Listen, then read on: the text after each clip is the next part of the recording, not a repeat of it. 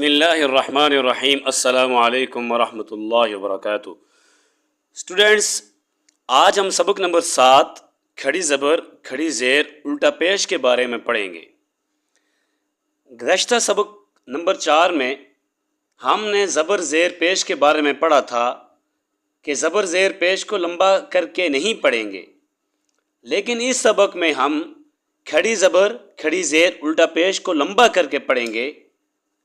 اب آتے ہیں ہم سبق کی طرف۔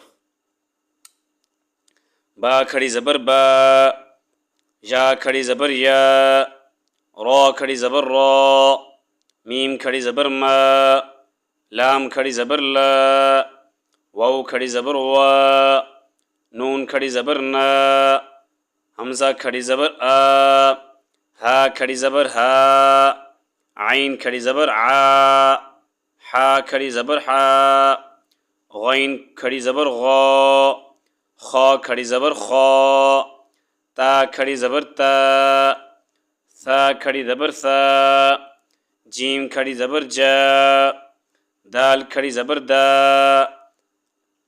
ذال کھڑی زبر ذا، زا کھڑی زبر زا، سین کھڑی زبر سا، شین کھڑی زبر شا،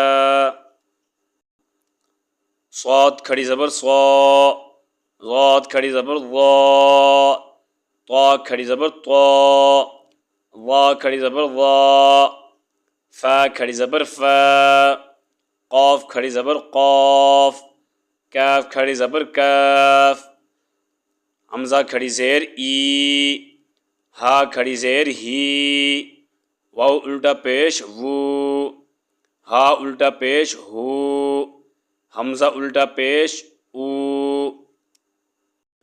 اسٹوڈینٹس، زبر زیر پیش کو لمبا کر کے نہیں پڑھتے، جو کہ ہم گزشتہ سبق میں پڑھ چکے ہیں، لیکن اس سبق میں ہم نے کھڑی زبر کھڑی زیر اور الٹا پیش کے بارے میں پڑھا ہے، جن کو لمبا کر کے پڑھا جائے گا۔